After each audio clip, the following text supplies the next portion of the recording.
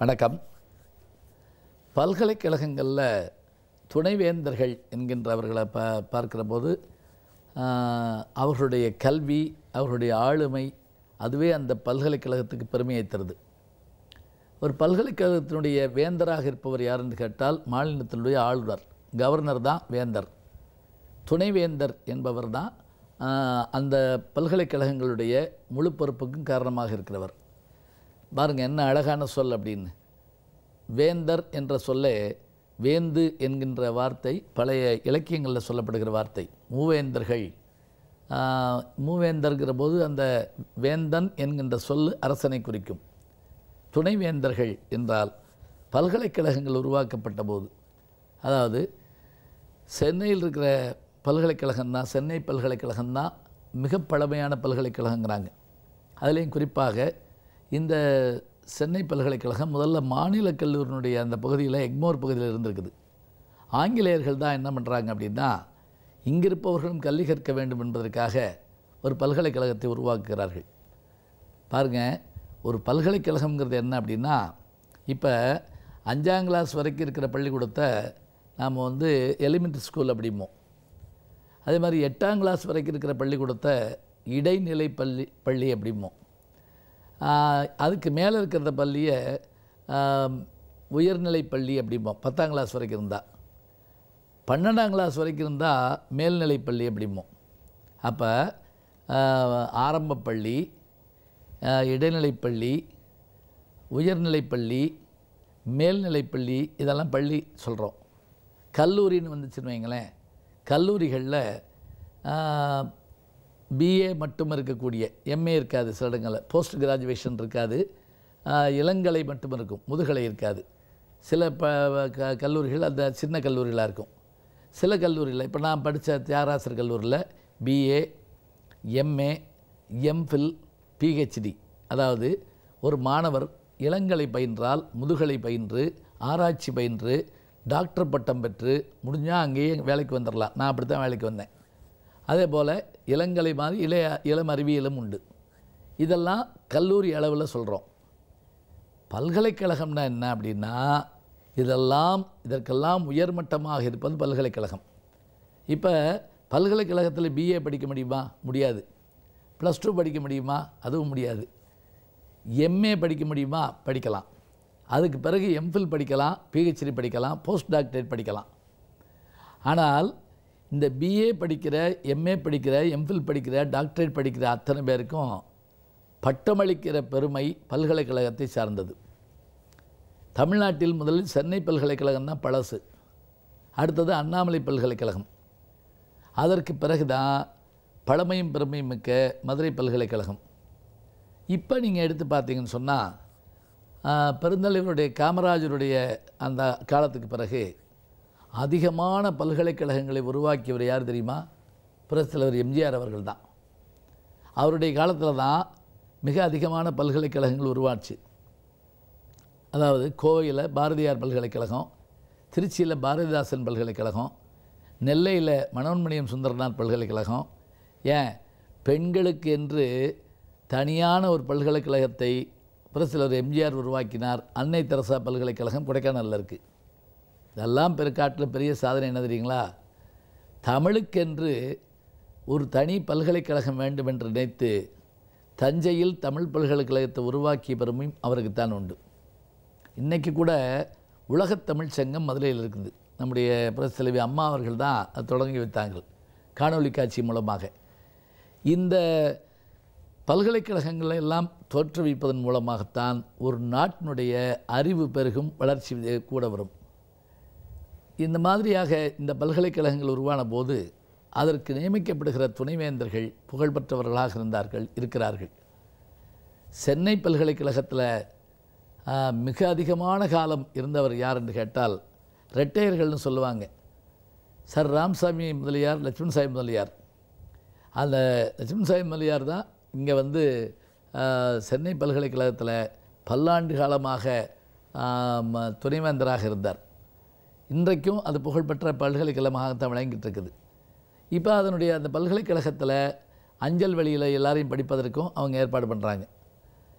இந்த பல்கலைக்கழகங்களில் தமிழ் பல்கலைக்கழகம் உருவாக்கப்பட்ட போது அதற்கு முதல் துணைவேந்தராக வந்து பெருமை சேர்த்தவர் யார் தெரியுங்களா? புரட்சித் தலைவர் எம்ஜிஆர் அவர்கள் பேரில் வ.ஐ. சுப்பிரமணியம் என்கின்ற தமிழறிஞர்.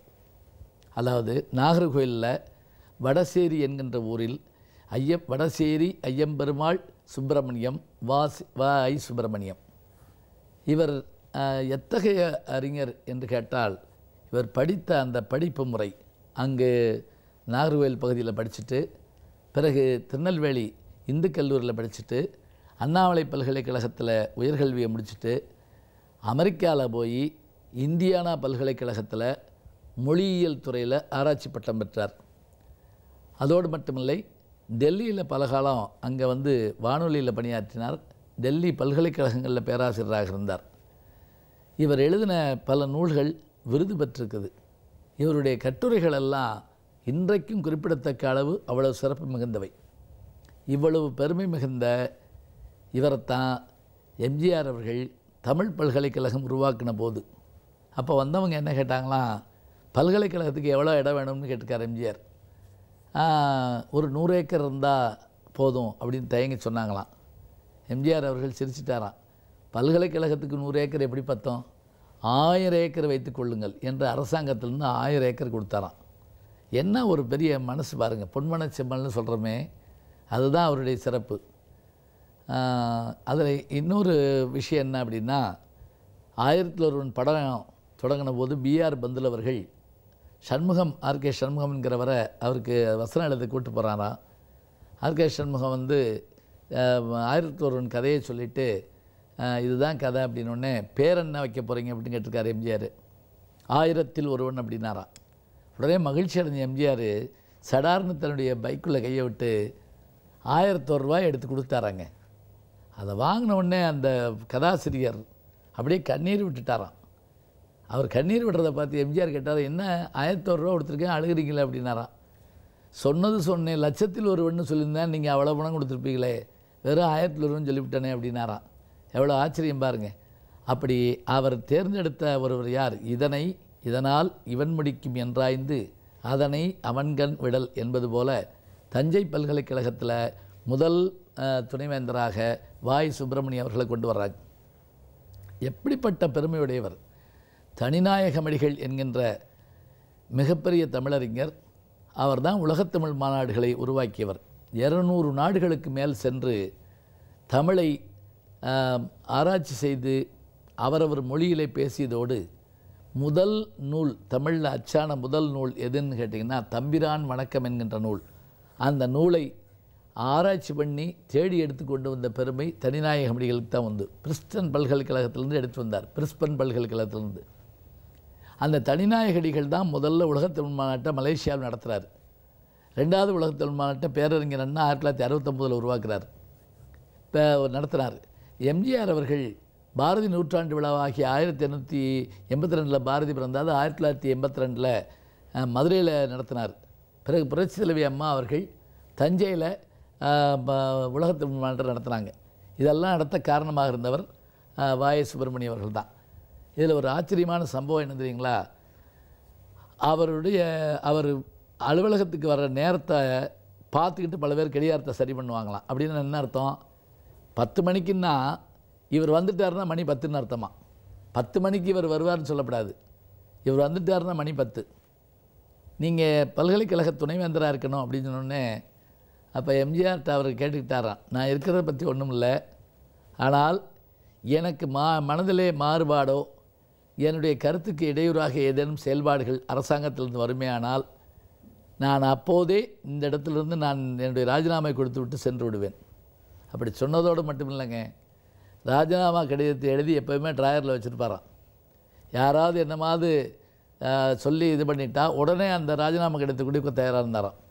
பதவி மீது பற்றில்லாமல் தமிழின் மீது பற்று கொண்டு ஆராய்ச்சி கட்டுரைகள், 50க்கும் மேற்பட்ட ஆராய்ச்சி மாணவர்கள், பெரும் விருதுகள் என்று தன்னுடைய வாழ்நாளில் பெரும் சாதனைகள் புரிந்து கடைசி காலத்தில் அங்கே நம்முடைய திருவனந்தபுரத்தில் அவருடைய சொந்த ஊரில் அவர் வந்து நோயுற்று அவர் சமீபத்தில் மறைஞ்சிட்டார்.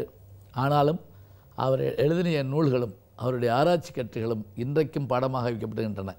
சமீபத்தில் அவருடைய 12 கட்டுரைகள் கொண்ட ஒரு நூல் படித்தேன். என்ன ஒரு ஆராய்ச்சி, என்ன ஒரு தெளிவு! இவர்களை போன்றவர்கள் செய்த தமிழ் பணியால்தான் தமிழ் தலைநிமிர்ந்து நிற்கிறது என்று சொன்னால், இத்தகைய பெருமகனாரை வைஸ் சான்சலராக துணைவேந்தராக உருவாக்கிய புரட்சித் தலைவர் அவர்களுக்கு நாம் நன்றி சொல்ல வேண்டும். இவர் சாதித்த காலத்தில் இவர் இருந்ததால் தான் தமிழ் பல்கலைக்கழகம் இன்றைக்கு ஓங்கி நிற்கிறது என்று சொன்னால், அத்தனை பேருக்கு காரணமாக இருக்கிற இன்றைக்கும் கூட தமிழ் பல்கலைக்கழகத்தினுடைய துணைவேந்தராக டாக்டர் பாஸ்கரன் அவர்களுடைய அந்த நல்ல கல்வியின் காரணமாக, உயர் சிந்தனையின் காரணமாக அந்த பல்கலைக்கழகம் சிறப்பாக விளங்குகிறது என்று சொன்னால், அதற்கு முன்னோடியாக திகழ்ந்தவர் நல்ல தமிழறிஞர் வாயு சுப்பிரமணியம் அவர்கள்தான்.